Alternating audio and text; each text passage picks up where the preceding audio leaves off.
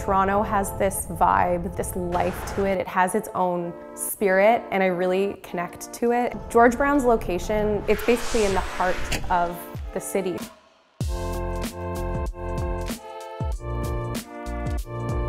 I found out that George Brown had the Italian program. 4 months in Italy, it was a no-brainer. I worked in a Michelin star restaurant, and I learned to live in Italy like a local, shopping at markets, eating pastries literally every single day.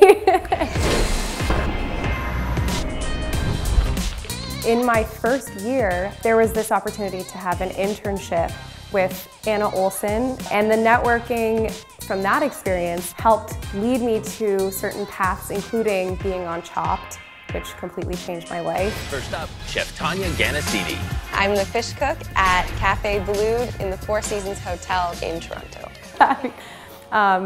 It was a big time life changer, perspective maker, was completely due to a teacher that I had at George Brown.